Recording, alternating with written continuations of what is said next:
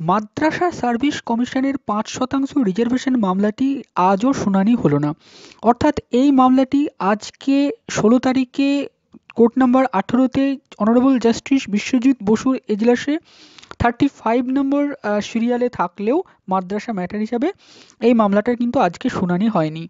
আজকে কেন শুনানি হয়নি? তার কারণ আজকে দুপুর ২টোর পর থেকে ট্রান্সফার ম্যাটারগুলো শুনানি ছিল এবং দুপুর ২টোর আগে বিচারপতি ১৩ নম্বর আইটেম অবধি শুনানি করেছিলেন। তার ফলে ৩৫ নম্বরে যেহেতু এই ম্যাটারটি ছিল তার জন্য শুনানি হয়নি এবং দুপুর ২টোর পর থেকে ট্রান্সফার ম্যাটারগুলো শুনানি হতে শুরু করে। এবং মাদ্রাসার এই যে মামলাটি, এই মামলাটির তাহলে কবে শুনানি রয়েছে আবারও কিন্তু একটি ডেট পাওয়া গেছে। সেই ডেটটি হচ্ছে কম্পিউটার জেনারেটেড ডেট এবং সেই ডেট অনুযায়ী আমরা দেখতে পাচ্ছি যে এই মামলাটির শুনানি রয়েছে আগামীকালকে অর্থাৎ ১৭ই জানুয়ারি। এবং সেই ১৭ই জানুয়ারি সেটা কম্পিউটার জেনারেটেড ডেট হিসাবে থাকলেও সেদিনকেও কি মাদ্রাসার ম্যাটারটির শুনানি হবে?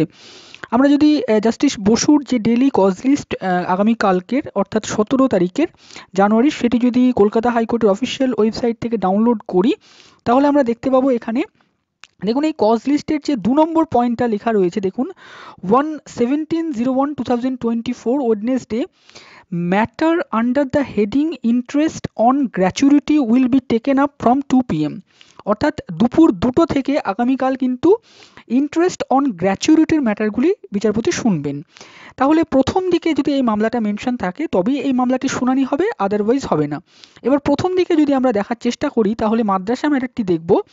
দেখুন এখানে প্রায় ৪৭ নম্বর সিরিয়ালে মাদ্রাসা ম্যাটারটি রয়েছে এবং তার নিচে রয়েছে দেখুন ইন্টারেস্ট অন গ্র্যাচুইটি ম্যাটারটা।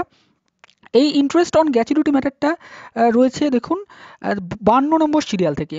তাহলে দুপুর ২টোর পর এই ৫২ নম্বর সিরিয়াল থেকে শুরু হবে এবং মাদ্রাসা ম্যাটারটি রয়েছে ৪৭ নম্বর সিরিয়ালে। তাহলে কোনো মতেই মাদ্রাসার ম্যাটারটি আগামীকাল শুনানি হওয়ার সম্ভাবনা কিন্তু একদমই থাকছে না। তার কারণ দুপুর ২টোর আগেই ৪৭ নম্বর সিরিয়াল অবধি শুনানি হওয়াটা এক কথায় বলতে গেলে ইম্পসিবল। সারাদিনেও ৪৭ নম্বর সিরিয়াল অবধি শুনানি হবে কিনা সেটাও যেখানে বলা যায় না, সেখানে দুপুর ২:৩০-র আগেই ৪৭ নম্বর মানে দুপুর ২:৩০ বলছি কেন, দুপুর ১:৩০টার আগে আর কি ১:৩০ অবধি ফার্স্ট আওয়ারের কোর্ট হয়।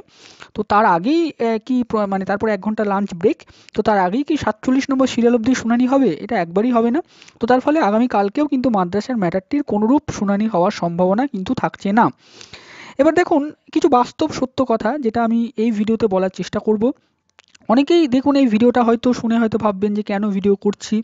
তো আমি কমিউনিটি পোস্টে আগেই বলে রেখেছিলাম যে শুনানি আজকে হয়নি, তার জন্য আমি কোনো ভিডিও করছি না। আমি লিখে রেখে দিয়েছিলাম যে শুনানি হয়নি। পরে তখন আমি কোনো তথ্য পেলাম, সেই তথ্যগুলো নিয়ে এই ভিডিওটা করলাম। এবার কিছু সত্য সেটা হচ্ছে এই মামলাটিকে কিন্তু মেনশন করানো হচ্ছে না। মামলাটি যতক্ষণ না অবধি কমিশনের তরফ থেকে অথবা যারা মামলাকারী যারা মামলা করেছেন তারা মেনশন করাবে কোর্টে গিয়ে, ততক্ষণ না অবধি এই মামলাটির কিন্তু হেয়ারিং সম্ভব হবে না। তার কারণ ডেইলি কজ লিস্টে এই মামলাটি কিন্তু প্রথমের দিকে আসবে না। আর যতক্ষণ না মামলাটি মেনশন করানো হচ্ছে কমিশনের পক্ষ থেকে ততক্ষণ না এই বিষয়টি ঘটবে না। অতএব যতদিন এই ডেইলি কজ লিস্টের শেষের দিকে মামলাটি থাকবে ততদিন আমাদেরকে বুঝে নিতে হবে যে মাদ্রাসা সার্ভিস কমিশন বা যারা মামলা করেছেন তারা কেউই মামলাটিকে মেনশন করাচ্ছেন না। এখন প্রশ্ন হলো যে এই যে মামলাটা মেনশন করানো হচ্ছে না তাহলে এর সাথে পরীক্ষাটার সম্পর্ক কি? আপনারা সকলেই জানেন যে এই মামলাটার জন্যই প্রধানত মাদ্রাসা সার্ভিস কমিশন পরীক্ষা নিতে পারছে না। এবার মাদ্রাসা সার্ভিস কমিশনের তাহলে স্ট্যান্ডটা কি সেটা কিন্তু আমাদের সকলকে এবার জানতে হবে যে কেন মাদ্রাসা সার্ভিস কমিশন দিনের পর দিন এই মামলাটাকে ফেলে রাখছে। দেখুন যারা কেস করেছেন তাদের কথা আমি বাদ দিলাম, তারা কি করবে না করবে আমরা জানি না, কিন্তু যারা সাধারণ চাকরি প্রার্থী যারা ফর্ম ফিল আপ করেছেন তাদের তো দায় মাদ্রাসা সার্ভিস কমিশনের। তার কারণ তারা ফর্ম ফিল আপ করিয়েছেন, তাদের বিরুদ্ধে যখন কোর্টে কেস হয়েছে তারা যখন পরীক্ষাটা নিতে চায় এবং এই মামলার জন্যই যখন তারা পরীক্ষাটা নিতে পারছে না এমনটাই যখন তাদের অভিমত, তখন তো তারা কোর্টে গিয়ে এই মামলাটাকে মেনশন করাতে পারে। কিন্তু সেই সম্পর্কে কোনো সদিচ্ছা বা পদক্ষেপ আমরা কিন্তু এখনো অবধি দেখতে পাচ্ছি না মাদ্রাসা সার্ভিস কমিশনের পক্ষ থেকে। এখন মাদ্রাসা সার্ভিস কমিশন এই মামলাটার জন্য যে পরীক্ষা নিতে পারছে না এটার কিন্তু কোনো অফিসিয়াল গ্রাউন্ড নেই, তার কারণ এই মামলার ভিত্তিতে অফিসিয়ালি কোনো স্টে দেওয়া হয়নি। জাস্টিস বসু কোনো রকম কোনো স্টে দেননি মাদ্রাসার পরীক্ষা নেওয়ার ক্ষেত্রে। উনি বলেছেন যে এই মামলার ভিত্তিতে যদি কোনো নেগেটিভ আউটকাম বেরিয়ে আসে এবং মাদ্রাসা সার্ভিস কমিশন যদি পরীক্ষা নিয়ে নেয় তাহলে তার যে কনসিকুয়েন্সেস হবে সেটার জন্য মাদ্রাসা সার্ভিস কমিশন যেন ফেস করতে বাধ্য থাকে, এটা তিনি বলেন। আদারওয়াইজ তিনি কিছুই বলেননি। তো মাদ্রাসা সার্ভিস কমিশন যদি এই মামলাটা নিয়ে এতই কনফিডেন্স, তারা যদি মনে করেন যে না এই মামলাটা শুনানির কোনো প্রয়োজনীয়তাই তাদের কাছে নেই, তাহলে তারা পরীক্ষাটা নিয়ে নিতেই পারে, তারা সেই কনফিডেন্সটা দেখাতেই পারে। এবং যদি তারা কনফিডেন্স নয়, তারা যদি পরীক্ষাটা না নিতে পারছে এই মামলাটার জন্য, তাহলে তারা কেন কোর্টে যাচ্ছে না, এটাই হচ্ছে আমাদের সকলের প্রশ্ন।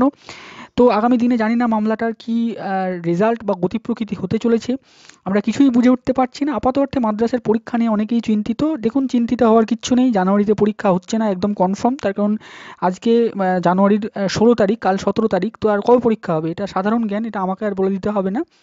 এবার ফেব্রুয়ারিতে মাধ্যমিক উচ্চ মাধ্যমিক পরীক্ষা, তখনও মাদ্রাসার পরীক্ষা হওয়ার সম্ভাবনা নেই। মার্চে আমি জানি না পরীক্ষা হবে কি হবে না, মার্চে ভোট রয়েছে, মাদ্রাসা সদিচ্ছা সবথেকে গুরুত্বপূর্ণ।